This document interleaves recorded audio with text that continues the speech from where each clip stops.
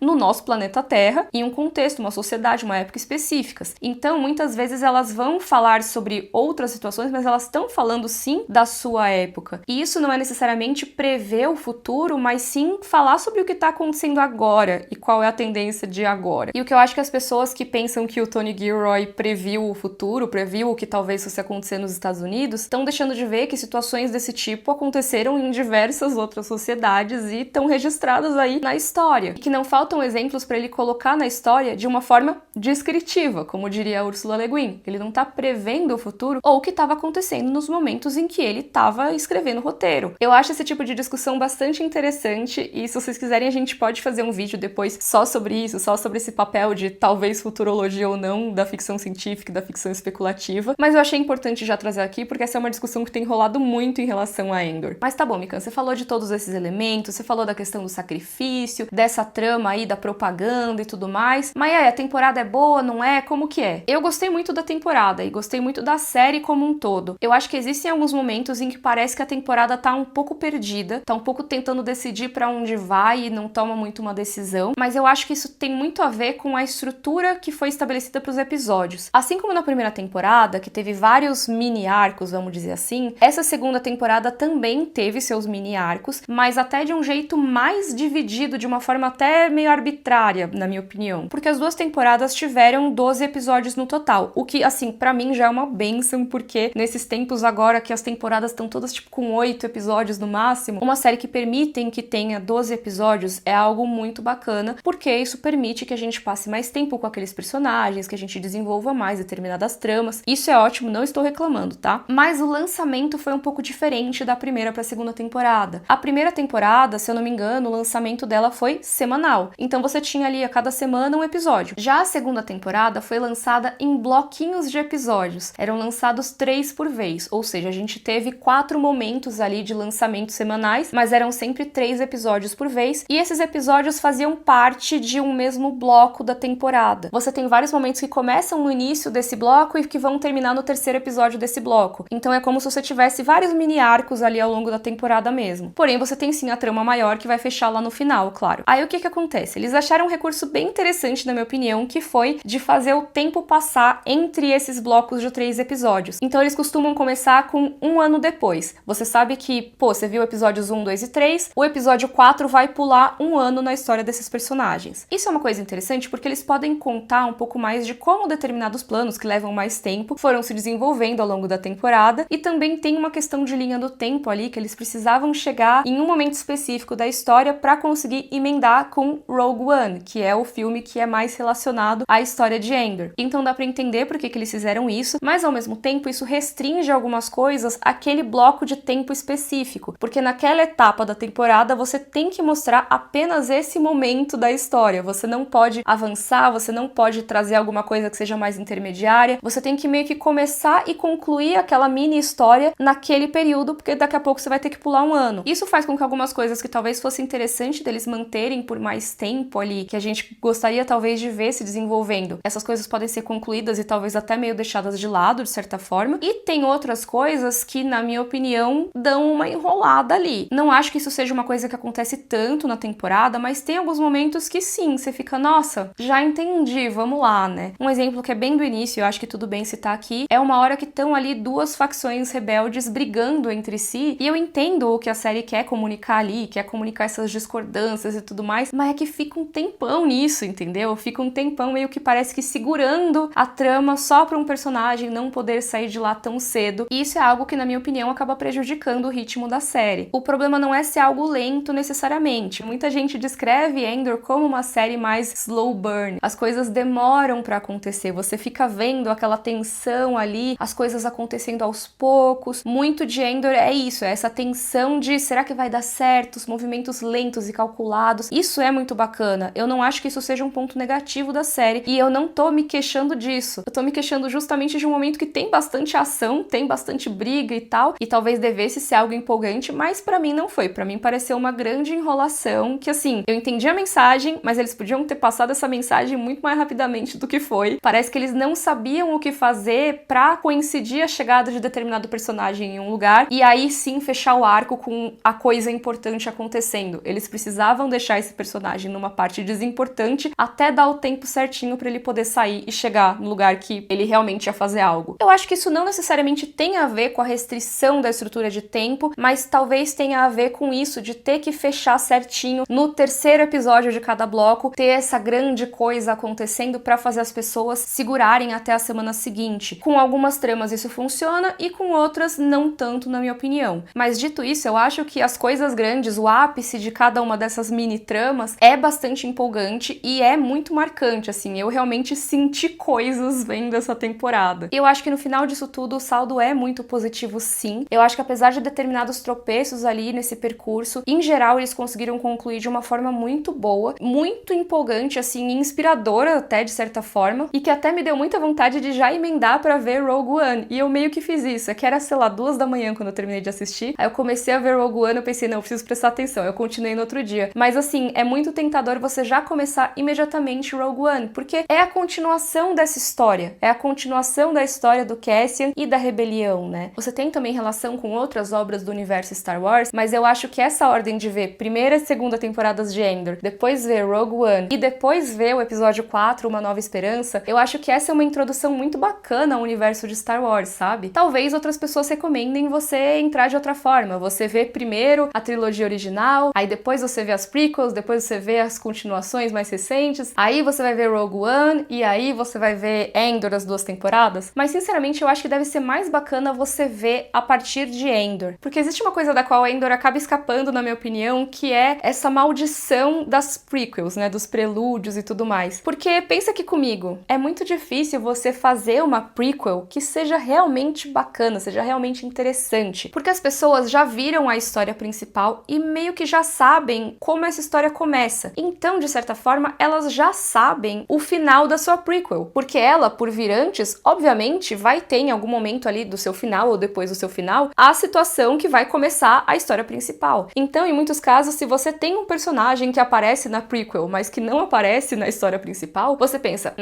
esse personagem, por algum motivo, não vai estar na história principal. Qual será esse motivo? Muitas vezes pode ser que esse personagem vai morrer, pode ser que ele vai para outro lugar, mas ele não tá na história principal. Então é mais difícil de você ter uma conexão com esse personagem. Ou até coisas que talvez seriam muito importantes de estabelecer numa prequel, seja do contexto social, político, seja de alguma revelação sobre a história daquele personagem, talvez seja uma coisa que você já tá careca de saber, porque já foi dito. Então, quando isso é colocado como algo importante no prelúdio, não é algo que vai te surpreender, que vai te deixar animado, nem nada. Esses são só alguns dos motivos pelos quais é difícil fazer uma história desse tipo funcionar. Você tem que contornar várias armadilhas que fariam a sua história não ficar condizente com o que vem no futuro, mas também se você depender muito do que vem no futuro, você não vai contar nada de novo. Eu realmente acho que é um dos tipos mais ingratos de história pra contar, sabe? E é exatamente por isso, na minha opinião, que a gente tem tanta prequel que é sem graça, sabe? Como o próprio filme do Han Solo, que eu citei aqui mais cedo, mas até fora do universo Star Wars, por exemplo, o filme da Viúva Negra, que foi lançado depois da gente ter visto muita coisa da personagem em um contexto bem estranho, e que aí conta uma história dela antes dessa treta toda, e você fica,